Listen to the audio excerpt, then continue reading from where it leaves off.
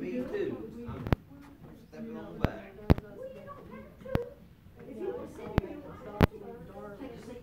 Well, I don't want to hear when they talk about it.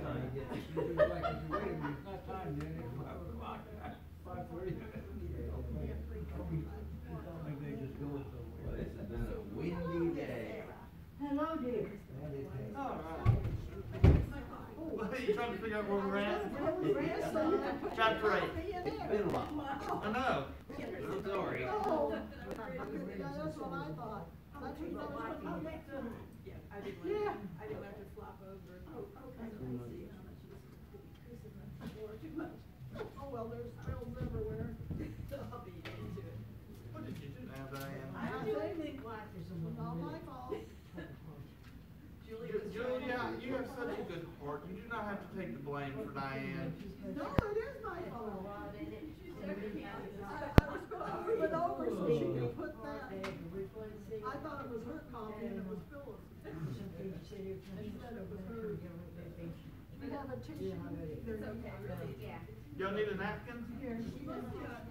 Oh, yeah. She's over. Have a napkin. Here, he's got a nap. I've got napkins. I don't know what to wipe though, because it really feels okay. Sunday, nobody can hardly get it. I know. I agree. That's not my fault. Diane, the problem is any more towards the center, then we would have trouble getting wheelchairs through. Not that we have anybody in a wheelchair, but. And you've always had plenty of room to walk down there without turning sideways. Now, I know I'm going to get church walk. I'm a Sunday, We can slide them over. I don't know. That's not gonna bother me, but. I know you can get a wheelchair down, I know. 15. I just pushed one tonight. You gotta win 15 to win. Alright, well, here's what we do when. We do. We have a wheelchair back there. I know. The church is just off center, apparently.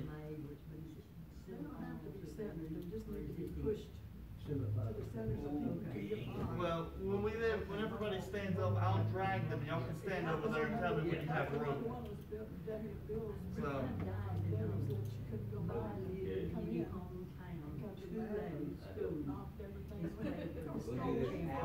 For 2A today. And I don't know how they turned out, but Jim said they had turned loose school and everybody said, if anybody was gonna rob anything, now would be the time to come to Franklin, because it's a teeny little thing. Turn the lights out into the game. And the sheriff the sheriff was the first quarterback of the very first team that they ever had. Franklin, Georgia. Okay, let's say, I thought Alabama already did theirs. I was confused. This is Georgia Really? Yeah. See, I'm so used to them being the same week as the Iron Bowl. Yeah, I know you did too. Alright. Everybody got everything they need? No, Diane, power off.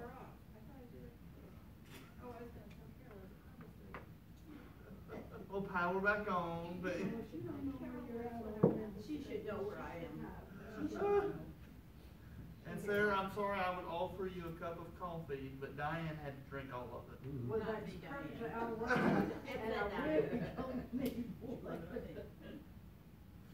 That's old standard. I can remember to make more. It's winter time. You just gotta go back Well, at least when it's below 40, I'll just make a little bit, make an extra cup or two just in case. There you go. And then we're full throttle tonight, too. We got everybody here Just tonight. about. Just about. Listen, Tony. Yeah. And he still might wander in, you never know. Yeah. And Patty, yeah. Patty's not working, yeah. All right, so. Probably. All right, so we are in the book of Judges, chapter 8. I'm trying to, we had a smallish group last week.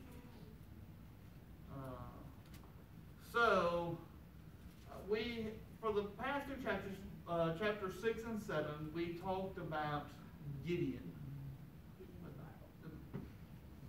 No. Different Gideon. Different Gideon. The Gideon who came and God tested him and he tested God, and he routed 10,000 people with 10,000 enemies with only 300 men through horns and fire and smashing of clay pots, and drove them across the river Jordan. And then he called up all the tribe of Ephraim for the people from the land of Ephraim to come and to help, and they routed all of them, and they captured some leaders. All right, that's your recap. Any questions for those that weren't here? Any questions? And not as entertaining as the left-hander with a sword, but still, a man has to be awfully brave to test God as many times as Gideon did. And God has to be awful patient. Huh? Or foolhardy. A fool. And God has to be awful patient to put up with that many tests and to actually answer. Absolutely. He must have seen something in Gideon that wasn't apparent. Alright, so that is where we are in chapter 8. Now, 6 and 7 for Gideon, we're almost singing Gideon's praises, his walk of faith, his development. Now we see Gideon, not a dark side of Gideon, but the shadow side of Gideon. And a little bit strange here in chapter 8. It's not the, if you were doing the Vacation Bible Camp version of Gideon, you would do chapters 6 and 7 and you would stop. And you would hard stop. There would not be any going further. And you wouldn't have Q&A. You would not answer the question, well, what happened next? Gideon won. We'll leave it at that. Gideon won. Alright, so chapter 8, if you would like to follow along as I read. Now the Ephraimites asked Gideon, why have you treated us like this? Why didn't you call us when you went to fight Midian? And they criticized him sharply. But he answered them, what have I accomplished compared to you? Aren't the gleanings of Ephraim's grapes better than the full grape harvest? God gave Oreb and Zeb Judges chapter 8. What do you? Well, Are you in Judges? Oh, I'm in Joshua.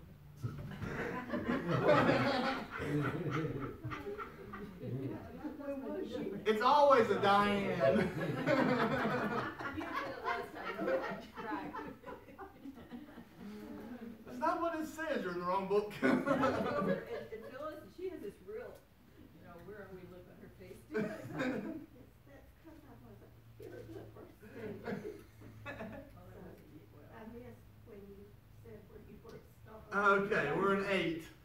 Okay, we're there. All right, so see, God gave Oreb and Zeb, I'm in verse 3, the Midianite leaders into your hands. What was I able to do compared to you? At this, their resentment against him subsided. Gideon and his 300 men, exhausted, yet keeping up the pursuit, came to the Jordan and crossed it. He said to the men of Succoth, give my troops some bread. They are worn out, and I am still pursuing Zebah and Zalmunna, the kings of Midian.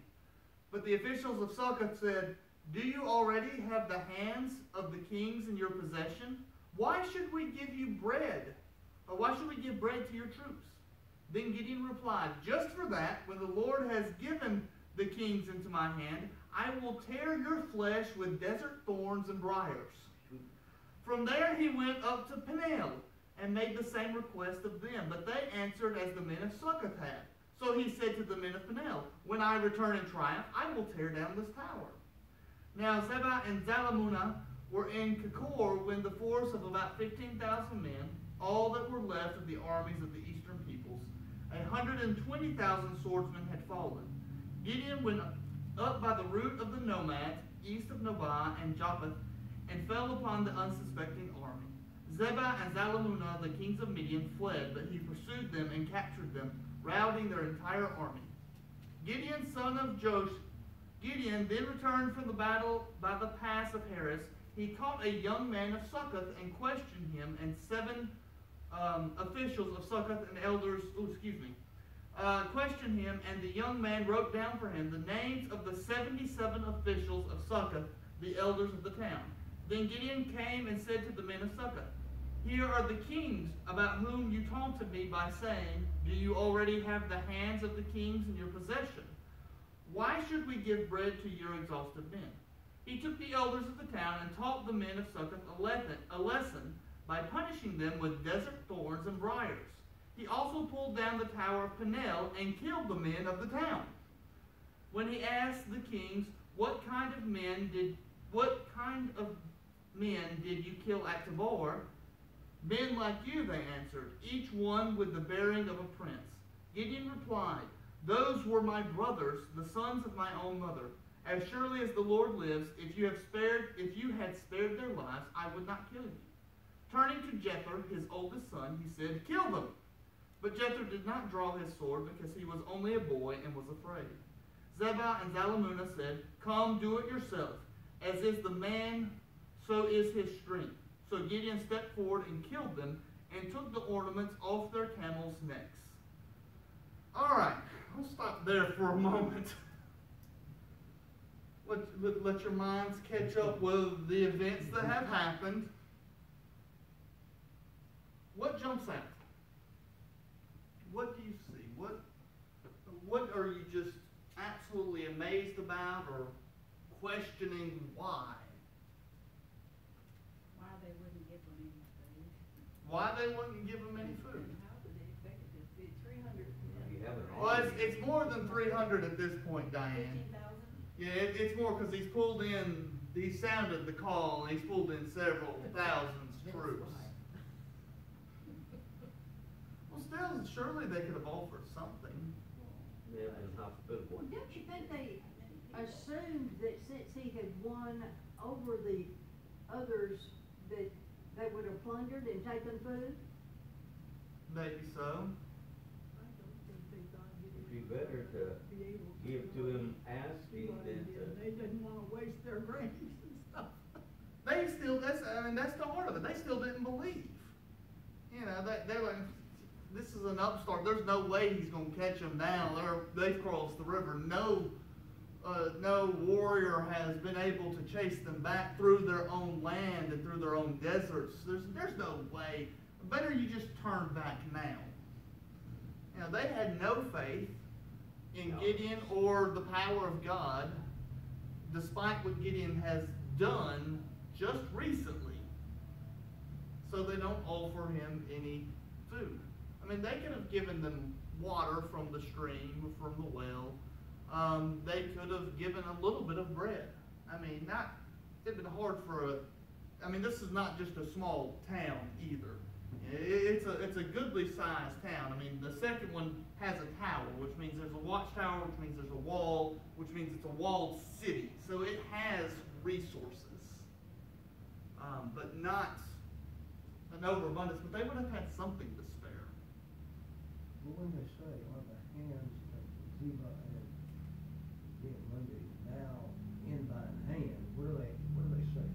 They're saying, essentially, if you haven't caught them now, you're not going to do it. You should have these already. Do you not have you not already won the great victory? That's the question. Yeah. Right there. If they'd won and had them in hand, they'd have certainly went on Gideon's side. Yeah, Very readily.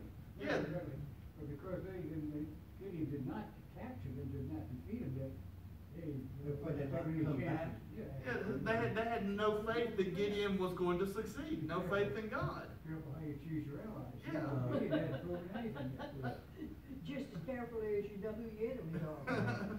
Yeah, and essentially that's what it was. I was thinking, well, you haven't called them. They're in their own turf now, this desert land on this side of the Jordan. No one's going to catch them. Surely you can't do it. You're an upstart. It was a miracle you won this other, that battle. You scared them, with the torches and the trumpets. You scared them. That's how you won that one. And then you had the Ephraimites to help you on that one, and they're not all with you here. And, they got a week's head start. You're not catching them. They're hedging their bet. Essentially, yes. if we help you, y'all lose and he comes back, Yeah, we're in trouble. I really think they were banking on Gideon taking his army, wandering around for a couple weeks, giving up, returning to the other side of the Jordan, and the Amalekites going, okay, well, we're good now, we can at least push to the Jordan. And then they would have been in trouble. What else? What else did y'all see? So Zebah and Zalmunna, The kings they invited him to come and fill in, right? Is that what it's saying there? at the end, Uh-huh. yes. Well, they were already captured at this point. They were captured, and Gideon, for some reason, I'm not sure why, maybe one of y'all has an idea, asks his oldest son, who was with them, you killed them.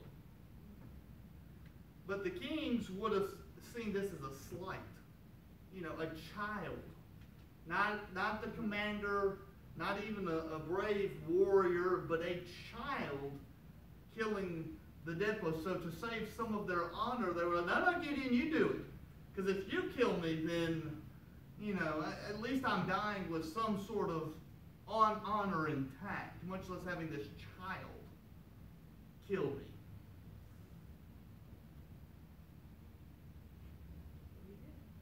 So yes, Gideon did turn around and do it. Why did Gideon kill them?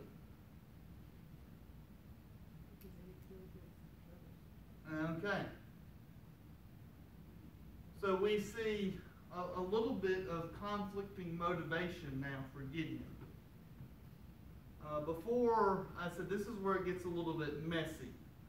Before you see Gideon acting in faith and chasing them across the Jordan out of the land in faith of God. But then he goes and continues on, almost, you know, single-mindedly out of, according to this, revenge. You know, to get revenge for his brothers that their army had killed.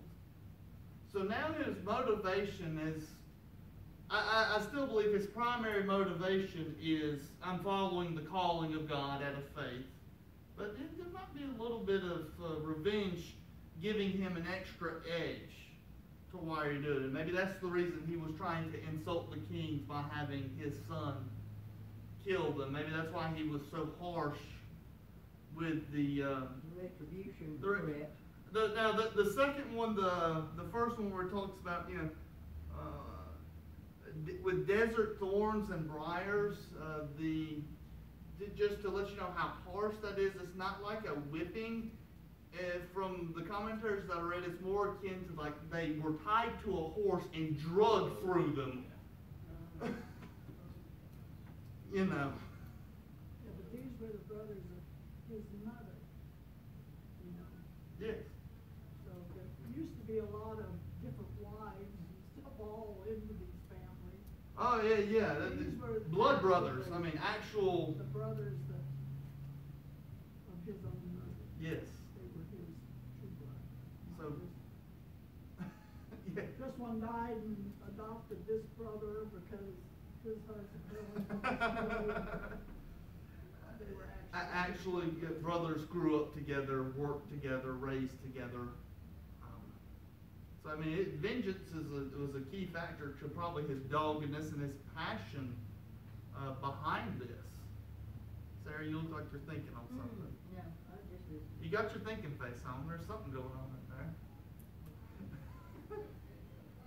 They really lightened the text, though. They didn't say anything about being pulled behind a horse. Well, I mean, that's one of the things that they would have understood and punished with briars and thorns. That's, you know. For example, 100 years from now, we say, oh, well, you read an article, something where it's like, and he received the chair. We all know what that means, to receive the chair for capital punishment. Somebody 100 years ago, they made him sit in a chair? What? So the translation, so it was more harsh than, briar. Yeah, You know, it was quite intense. We're all 77 of them. Yeah, I was way on up in age before I found out what tide and water meant. Yeah, you know. Tide and quarter. Oh. I didn't know what that meant.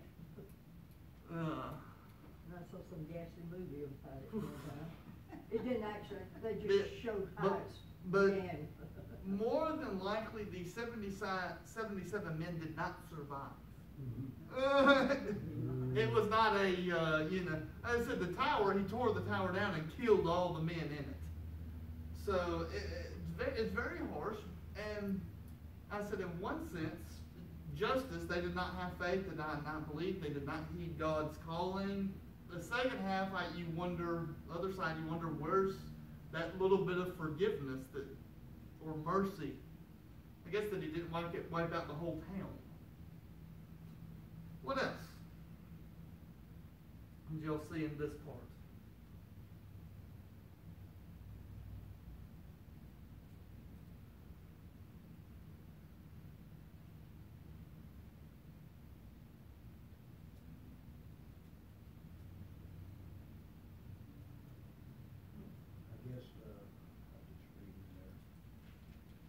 I guess the camels had not maybe jewel type things around their necks that signified that they were the king. So Probably. And it would have been the bells, the harnesses, I mean, the tack, all that would have been of value.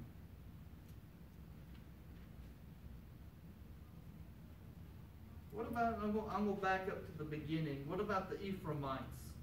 They were very perturbed right there at the beginning with Gideon.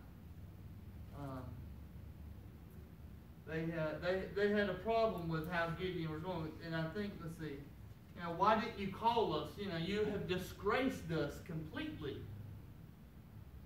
This is verses 1, 2, and 3.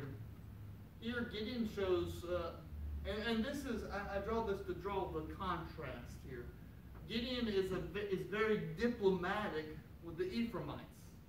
You know, they come in offended and hurt. You know, why? And you have slighted us. To his response is, oh no, but when you came, you captured the leaders. You did all the work. Surely your work is far greater than mine could ever be. Look, I only rooted these humble foot soldiers. You captured the leaders of them. Now come with me as we go get the king. He propped them up. He was very diplomatic. But again, you know, several verses later, oh, no food? Okay. Drag you through the thorns. I mean, I'm just ask, does it surprise you that Gideon, this man of faith, this hero as we've lifted up in the past few chapters, would do something like this? Would actually keep, not just make the threat, but actually keep the promise that he made to the people? Does it surprise you, or is it just like, eh? Well, some of the things that happened back then, it didn't big surprise. I was surprised initially on that, in some cases, how, maybe not vindictive, but how, kill them all. You know, when you went somewhere, I mean, we need to get rid of all of them, women, children, boom.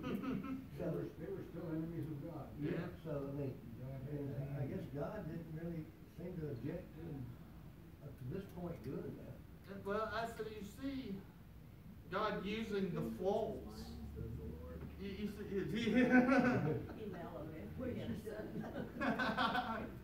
the Jew said, "Vengeance is mine," says the Lord. Well, you see the flaws that that Gideon had, but you also start to see one of the reasons, the reason how God used Gideon, even used his flaws, that vengeance. No one in their right mind would have tried to track those two kings down out in the desert like that, out in the wilderness. No one in their right mind, only someone of extreme motivation and charisma could have done something like that. Yeah, most push, and it happened before, push him back across the Jordan, leave him there. But God used a flaw in him to help with the motivation, to help that drive, to accomplish and fulfill the mission that God gave him of wiping out that. Are we at the Amorites or the Amalekites? Like, I think it was either of them. It was from the eastern country. Yeah, this the Easterns. What they, The Midianites. It's the Ites. I always get the Ites confused. It's Heights and the kites. Ites and the Kites and yes, the Midianites. All right, so let's continue because we're about to see Gideon take a stand for God and then immediately screw it up. In chapter 22, or not chapter 20, verse 22. by the way, they were Quitamites. Quitamites. The eastern, what they call the eastern. So in verse 22 says, the Israelites said to Gideon, rule over us, you, your son, and your grandson, because you have saved us out of the hand of Midian. But Gideon told them, I will not rule over you, nor will my son rule over you. The Lord will rule over you. Really good job so far, right? Yeah, it's like awesome. I do have one request, that each of you give me an earring from your share of the plunder. It was the custom of the Ishmaelites to wear gold earrings. They answered, we will be glad to give them. So they spread out a garment, and each man threw a ring from his plunder onto it. The weight of the gold rings he asked for came to 1,700 shekels, not counting the ornaments, the pendants, and the purple garments worn by the kings of Midian, or the chains that were on their camels' necks. Gideon made the gold into an ephod, which he placed in Ophrah, his town. All Israel prostituted themselves by worshiping it there, and it became a snare to Gideon and his family.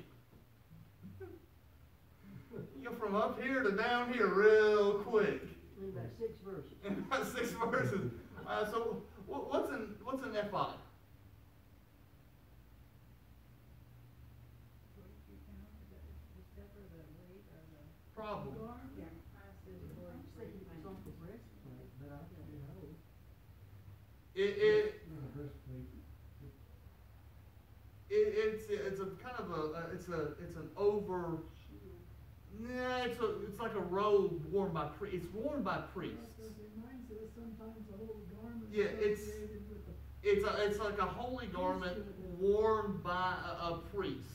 You know, I mean, it could be much of it. I'm not sure if you'd want to take 43 pounds of metal and make it into a golden robe. That's an awful heavy golden robe.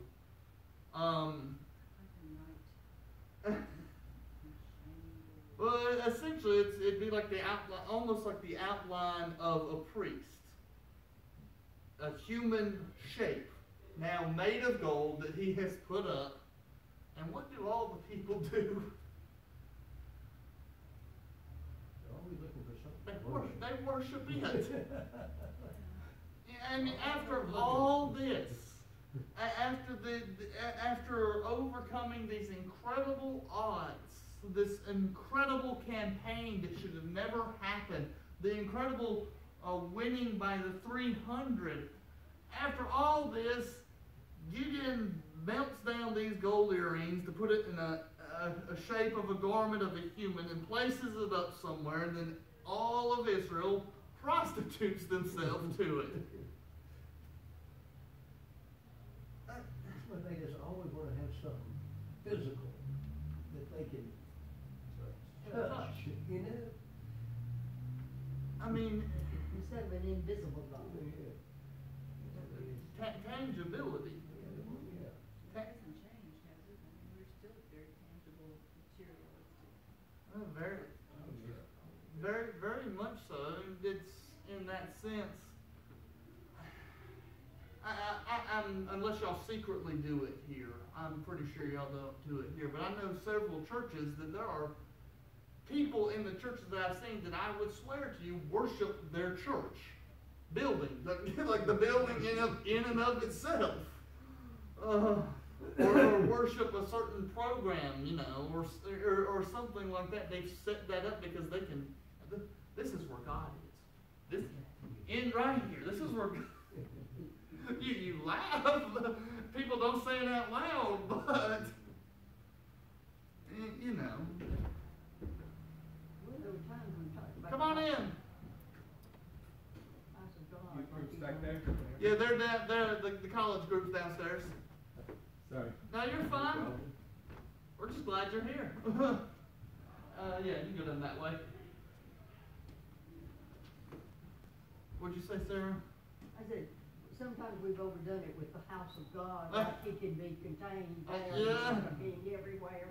But you're right, we have a tendency, even when there are great leaders and among us, and the miracles of there are to try to hold on to something physical, to try to set something physical up.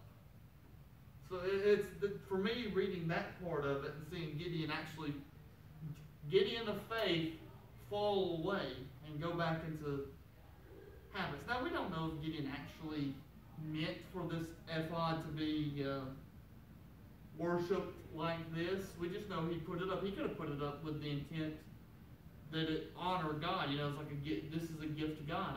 I donate. You see this happen in churches all the time too. I donate this magnificent cross or this magnificent piano or this magnificent altar to the church with the best intentions of the person, but then it becomes, I guess in church lingo, the sacred cows of the church that nobody can touch. And people begin to lean more heavily on it than anything else. So,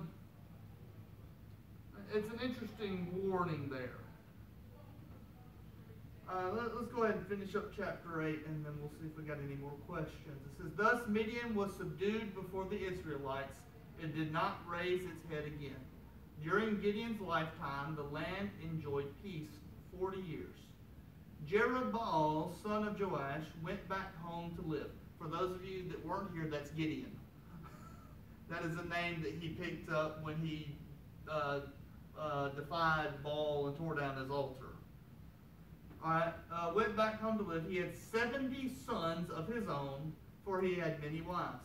His concubine, who lived in Shechem, also bore him a son, whom he named Abimelech. I always butcher his name. Abimelech. Gideon, son of Joash, died at a good old age and was buried in the tomb of his father Joash in Ophrah of the Abiezrites. No sooner had Gideon died than the Israelites again prostituted themselves to the Baals.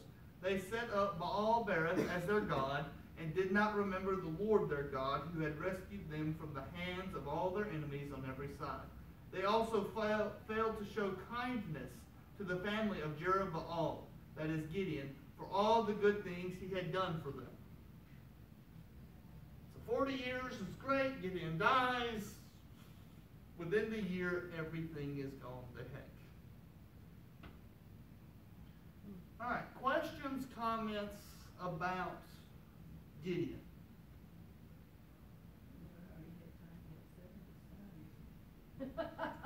Lots of multiple wives. Well, I know, but he's always out fighting somewhere. Well, the fighting, he had 40 years of peace to create 70 sons. What his concubine? Must have had 100 or so wives. I only think we had one by her too. Oh yeah, because we're about to talk about him in great detail. He just about, yeah, just How old about. was he by then? Was he old? We don't know how old he is. We just know he lived to a good old age. He's at least Not his oldest Methuselah. not as old as he is. All right, any other questions, comments about Gideon? Gideon had great faith, but he also had a great journey of faith, where his faith grew, where his faith was tested. But in the end, he did fulfill what God wanted him to do. So, any questions, comments on Gideon? We'll add that one to our Bible school list with Ehud. Maybe we can get Pam and Lynn to figure out a chariot dragging race or something, you know. Any volunteers? No? Okay. No, to be drugged. Oh, drug. We can't drag the kids. Just drag you around the churchyard. There's a concrete, the gravel. Who's been naughty and nice, right? Which one of y'all did not provide food? I'm going to be marking at our next meal. Who did not bring food for everybody? All right, so Abimelech, Gideon's son by his concubine, chapter 9. No, not Gideon's son. Jerubbaal. That is Gideon. He is Gideon. That is Gideon. That's the name that was given to Gideon, and We it's. learned that in the last chapter. Well, he got that in the next third from the bottom To line. chapter of my- 7. Yeah, it's. And I overlooked it.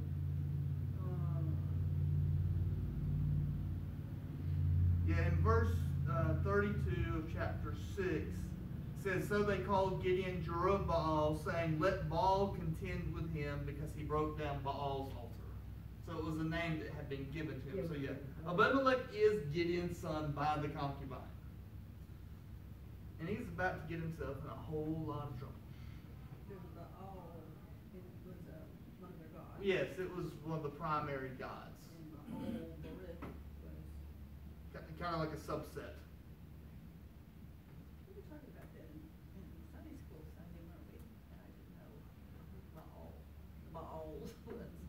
Well, we were discussing it, and I was just saying that when I was growing up, it was pronounced Baal. Baal. And I said, the teacher in me, I guess, it went to the long A in there with the little line across it. And so I have a tendency to still say that, but you're not the first minister I've heard pronounce it the other way, and I'm wondering if that's the new seminary way of doing it now. No, I don't have the little long line over mine. So pronunciation for me is Baal. Okay. And Baal, I don't know. 2 L's. B-E-L-L, that's how you say Baal. That's how you spell Baal. That more, Baal. The double A is just, it's weird. Yeah. This is It Southern. is. Baal, yeah. Baal. Alright, moving on. I'm sorry they didn't have any Georges, Toms, or Jims, or whatever. Alright, chapter 9. This is, so far we've had several judges that have done great work. Abimelech is kind of the anti-judge. This is the what not to do. Alright? So it says, Abimelech, son of Gideon, went to his mother's brothers in Shechem and said to them and to all his mother's clan, Ask all the citizens of Shechem, which is better for you, to have all 70 of Gideon's sons rule over you, or just one man? Remember, I am your flesh and blood. When the brothers repeated all this to the citizens of Shechem, they were inclined to follow Abimelech, for they said, He is our brother. They gave him 70 shekels of silver from the temple of Baal Berith, and Abimelech used it to hire reckless adventurers who became his followers. He went to his father's home in Ophrah, and on one stone murdered his 70 brothers, the sons of Jerubbaal. But Jotham, the youngest son of Jerubbaal, escaped by hiding. Then all the citizens of Shechem and Beth Millo gathered beside the great tree at the pillar of Shechem to crown Abimelech king. When Jotham was told about this, he climbed up on the top of Mount Gerizim and shouted to them, Listen to me, citizens of Shechem, so that God may listen to you. One day the trees went out to anoint a king for themselves. They said to the olive tree, Be our king. But the olive tree answered, Should I give up my oil, by which both gods and men are honored, to hold sway over the trees? Next the tree said to the fig tree, Come and be our king. But the fig tree replied, Should I give up my fruit, so good and sweet, to hold sway over the trees? Then the tree said to the vine, Come and be our king. But the vine answered, Should I give up my wine, which cheers both gods and men, to hold sway over the trees? Finally, all the trees said to the thorn bush, Come and be our king. The thorn bush said to the trees, If you really want to anoint me king over you, come and take refuge in my shade. But if not, then let fire come out of the thorn bush and consume the cedars of Lebanon. Now, if you have acted honorably and in good faith when you made Abimelech king, and if you have been fair to Gideon and his family, and if you have treated him as he deserves, and to think that my father fought for you, risked his life to rescue you from the hands of Midian, but today you have revolted against my father's family, murdered his sons on a single stone, and made Abimelech, the son of his slave girl, king over the citizens of Shechem, because he is your brother. If then you have acted honorably and in good faith towards Gideon and his family today, may Abimelech be your joy, and may you be his too. But if you have not, let fire come out from Abimelech and consume you. Citizens of Shechem and Beth Millo, and let fire come out from you, citizens of Shechem and Beth Millo, and consume Abimelech. Then Jonathan fled, escaping to Beer, and he lived there because he was afraid of his brother Abimelech. All right.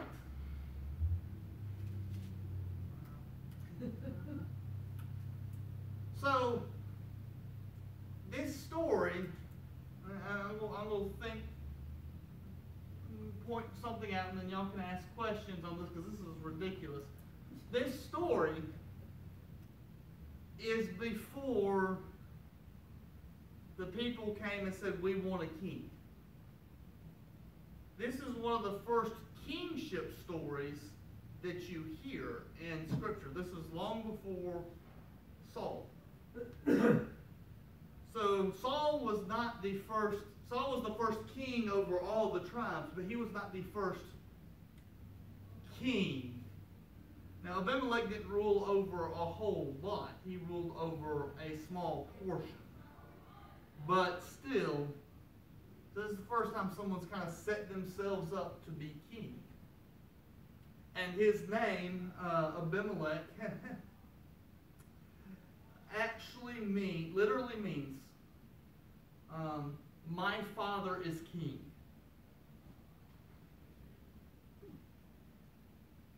Okay?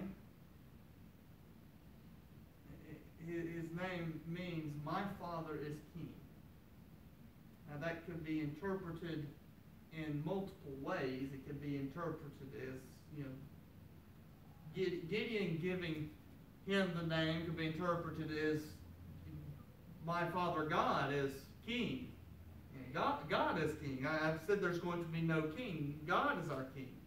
His mother's interpretation could have been, or his interpretation could have been, well, Gideon was pretty much a king, so there you go.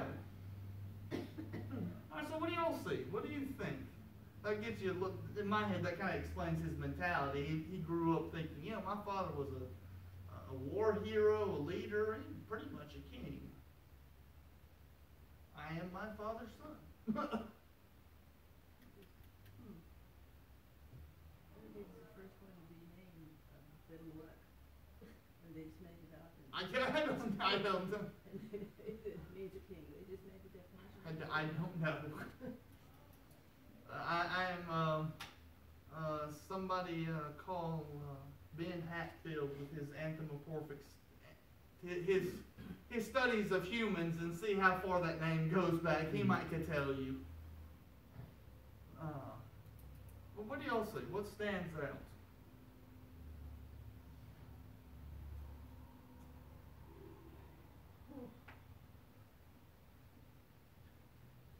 So you're going to change. You got your thinking face on here.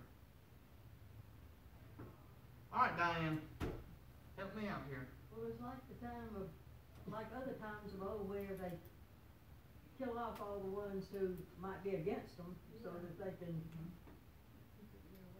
claim their kinship, or their kingship. Yeah. Especially if the child is illegitimate. The concubine, the slave girl, depending on what verse you read. Yeah. You know. More than likely, Abimelech would have been raised by his mother, not his father. His father would have been looking to his own son, to his firstborn and his own sons and children. And that doesn't mention any of the daughters that Gideon may have had, just the 70 sons. So it's more likely he was raised by his mother. Was his mother his first wife, or whatever they were in those days? No. Abimelech's mother was a concubine, a slave girl. She was never actually married to him. She was not even of Israel, really. She was... He was the firstborn. no, he was not the How firstborn. come he's claiming he's, Yeah, I mean, like there's 69 Well, he had- other guys. He killed them 70. He really had no 69, feelings yeah. for those 70. 69. Yeah. Brothers. Killed 69. And him, they were just in his way. As That's exactly right. you know,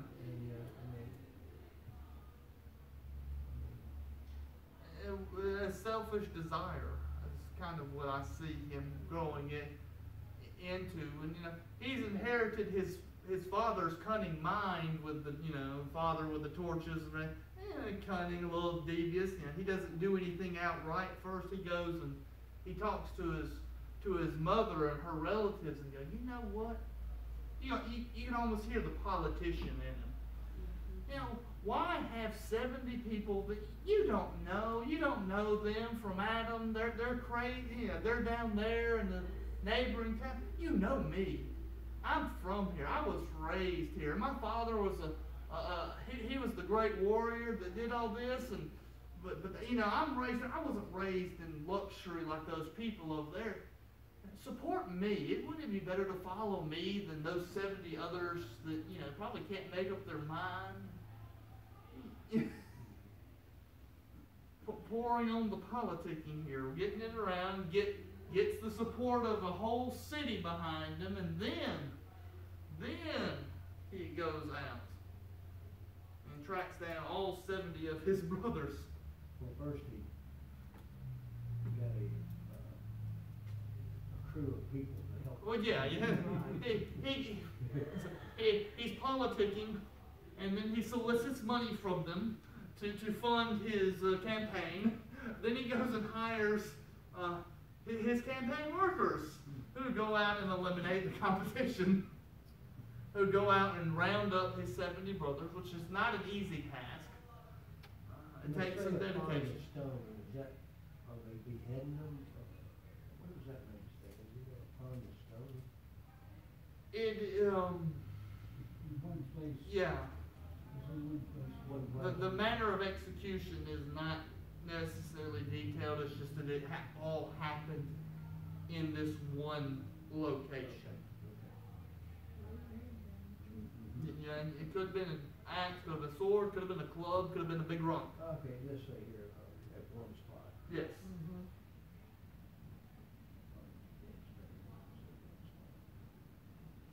So, what do y'all think about the parable there?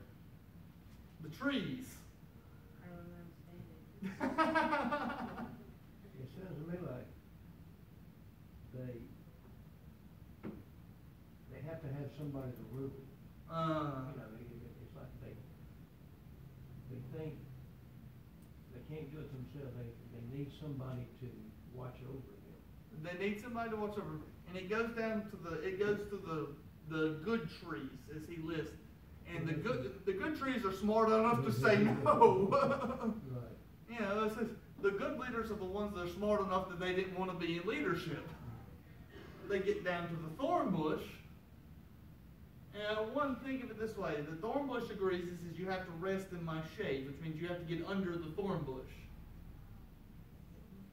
Think of physically, if trees could move, what would it take for, they would have to hunch and crawl to get under the thorn bush and then contend with all the thorns.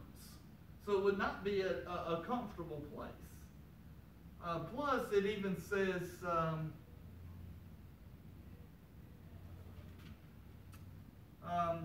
come take refuge in my shade, but if not, then let fire come out of the thorn bush and consume the cedars of Lebanon. The cedars of Lebanon are huge trees. Massive trees. So essentially saying, if you don't want to get under the shade of that, then may just the fire consume you completely.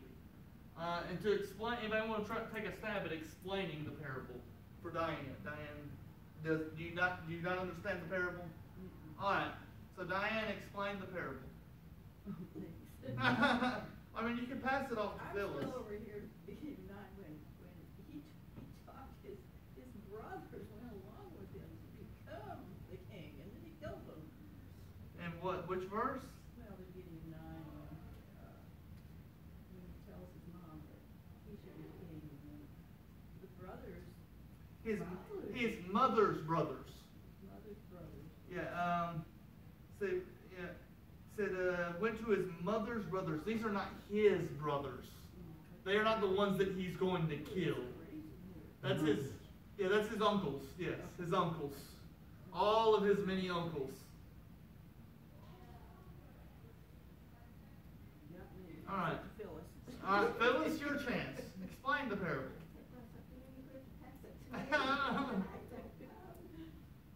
Anybody have any clue what the parable means? Be careful what you wish for. That's definitely part of it. Definitely part of it. I mean, Well, the other thing I if can all think the, is a if all parable the is good supposed to teach trees a are lesson. telling you, they don't want to, I guess the parable is that they should have been, they're going to the wrong place. You should be going to God. I mean, Well, I said, that's not to rule them, but, that's who they should have their faith in. It just seems to me like, they're desperate to have somebody, so desperate that they're compromising things. as they weed down until they finally find somebody who is willing to do it, but it's the worst choice. So they're compromising, and it's going to bite them. And the explanation actually begins in verse 16, and he tries to explain it to them by asking these questions. He goes, now if you have acted honorably and in good faith when you made Abimelech king, and you have been fair, and you have treated you see where this is, if you've done this right, then great and wonderful. But if you haven't, if you have chosen the worst possible scenario, if you've chosen the one that comes with thorns, if you've chosen the one that has caused pain, the one that is least deserving and not honorable, then in verse, sorry, I jumped ahead. And then in verse 20 it says, but if you have not, if you have not done these wonderful things and not acted honorably and not chosen based on good and wonders, but chosen based on you just want one and you take what you're going to get, let fire come out from Abimelech and consume you, and then let fire come from you and consume Abimelech. What was the reason that the trees did not, what was the reason they gave? What was the reason the vine gave? What was the reason the fig tree gave? What was the reason that they gave for not accepting the offer? Everyone said something along the lines of, should I give up my whatever they produce, fruit, wine, oil, should I not give up my this? It is good, and it pleases both men and gods. Where did the thorn? He didn't have anything. He didn't have anything to give up. He had nothing, no qualities, except that it was there. Except they burn real fast. Yeah. Yes. If they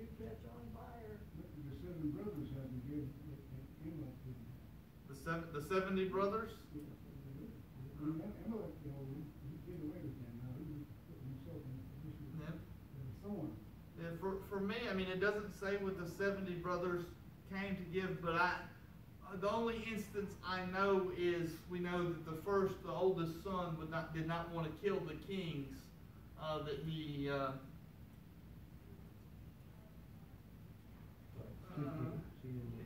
was afraid, he was nervous, he was not bloodthirsty. So that's the only thing that we can say about knowing of this Gideon's 70 boys, that at least one of them wasn't bloodthirsty.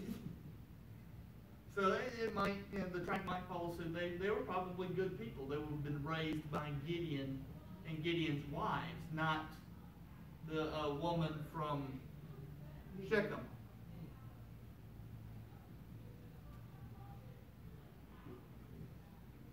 All right? So he killed all but one of them. Killed all but one of them. The one of them hid and then got up and made this announcement from the side of the mountain down into the valley to a big amphitheater-like area, spoke this, and then went and got drunk. I mean, he went to the city of beer. And he fled, and that's really the last we hear of him at this point.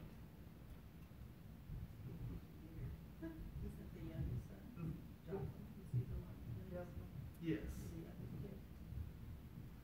He would have been the baby.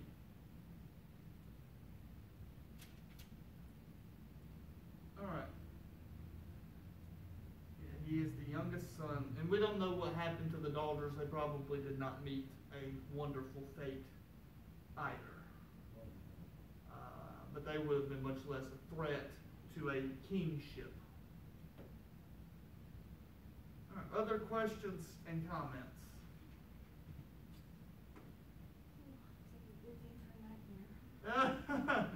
Well, we will continue on next week, starting in verse 22, because we're going to take a 3-year hiatus here. Abimelech will govern Israel for 3 years. And then the parable turned prophecy will come to pass. All right, so are there any prayer requests this evening? Yeah, let's put Naomi on. She's gonna start on that trial since the chemo's not working. So she hasn't started it yet? Now, they told her they're checking all of her records, and they told her they would call, they're hoping this week. Okay. Good. Others? Let's put Tanya's father on, he broke his ankle. Do you know his name? Can't remember what. All right. Which Tanya Andrews? He's Mr. Cole, what was his first name? I know his last name is she was a Cole, so he's Mr. Cole. I think his first name. He broke his ankle and had no weight bearing for 2 months. Oh, goodness. Definitely remember him. How are the grandkids? Josh went home, but of course he's in great pain, with 5 broken ribs, and of course he's miserable because he can't be there saying about Daniel. She is still, well, she went over today to, I think it was, or yesterday, to Spain rehab, and she will be there from 7 to 10 days. And the surgery went well, if you can call a metal rod, and the femur was, what is it, the femur was broken in 2 places. Then when they got in there, they found out that the knee had been knocked out some way too, so they had to redo it, drained a lot of fluid off of it in the process of, getting it fixed too. And now she has a drain in the knee as well. So she's just been pretty miserable, and it was just miserable getting her into the wheelchair. They took Josh to see her, I think. Got him up there some way. I think they have to wait for Bo to use his truck because Angie's got a small car.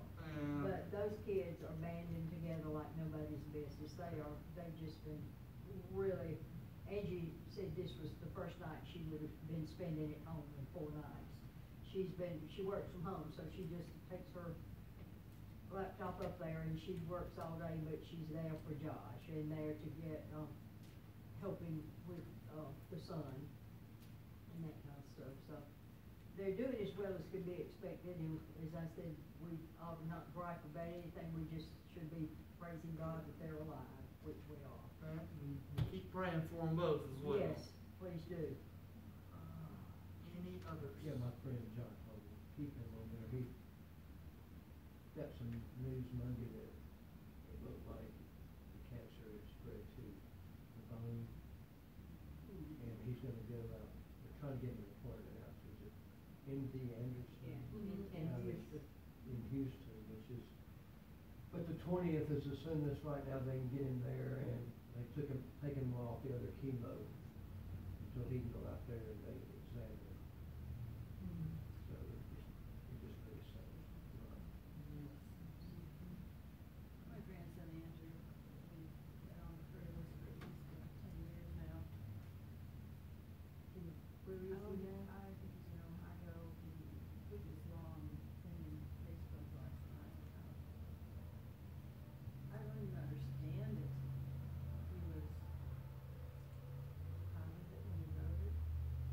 It was crazy. It's like he's trying to make amends, like he's trying to get on the right foot finally. And he gets knocked down every time he tries it. You know. But it's just honestly, it was that long. We'll pray that the Spirit keeps working. Keeps working. Yeah, he said he didn't want to go to hell because that would be eternal damnation. And there was a little bit of light in it, sort of, you know, with the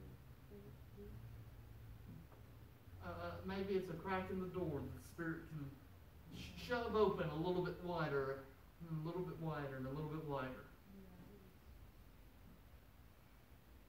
Yeah, let's go ahead and put Kevin on. He got contacts, he got contacts this week, and, he's having an awful hard time getting them in now. That's the first error I had. So we just I make lots of something's practice. wrong with these things. You get used I to it had them eventually. inside out and on the wrong nights.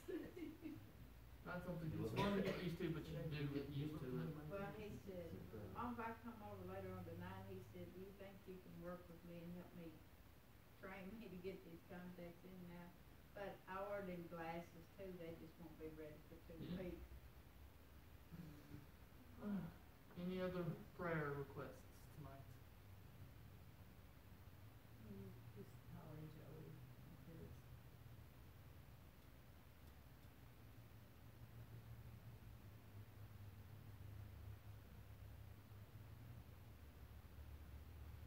Anything else? Chuck Burgess. He had another surgery Monday, I think, and, or yesterday, and they put in another stent.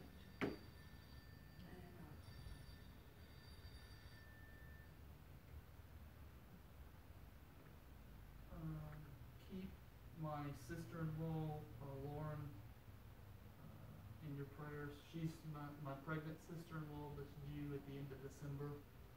So she's in the final home stretch of all of that. So just keep her in her. she has one of those. No, Oh, okay. this will be her first. Okay. Her and her husband Alan's first. So just keep them in your prayers that everything continues to go smoothly and there are no complications at this point. Anything else? Let's go to God in prayer. You can get that. And God's call. just open it up and say we're praying. Feel free to join us. Unless it's somebody from DC or Cincinnati or. No, then you can say, hey, we're in the middle, we're about to pray, join us. I'll be with you in a minute. Well, you should have really answered it and told her we were praying and she could join us in prayer. Let's pray. Mighty God, we thank you for the stories, your heroes of faith, the examples that we can learn from, Lord, that from Gideon and his walk and his journey, of his heart that continued to question, that continued to seek out your truth, Lord, and how you revealed it to him time and time again, Lord, not just physically through a fleece, but, Lord, through your interactions with him, through victories, and him overcoming insurmountable odds, Lord. Lord, we just pray that you will grow that same faith in us, Lord. And Lord, give us the strength that when temptation does come and we do seek those earthly possessions, those earthly idols, Lord, that we may put them aside, that we may look only to you, Lord. Lord, at this time we do look to you. We look to you for your healing. We look to you for your guidance, for your Spirit's intervention. Lord, we look to you for forgiveness, grace, and power, Lord. So, Lord, tonight we lift up these names. We want to lift up Twana and Tony. We want to lift up Mr. Cole, Josh and Daniela, Lord, for all the physical things that they are going through. We also want to lift up Mr. John Holm as he's fighting against cancer, Lord, too. Lord, just be with all those who are in a fight for their health, Lord, that are struggling.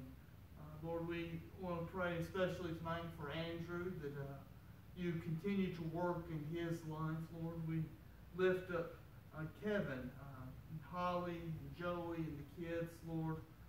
We lift up Chuck, and lift up Laura tonight, Lord.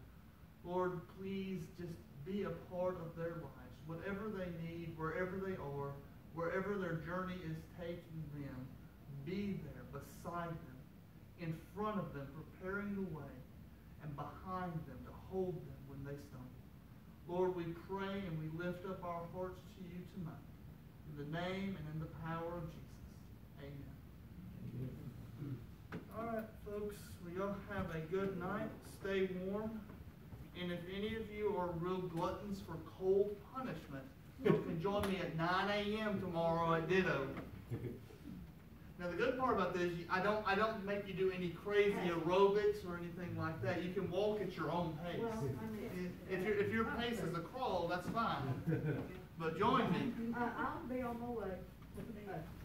Bye.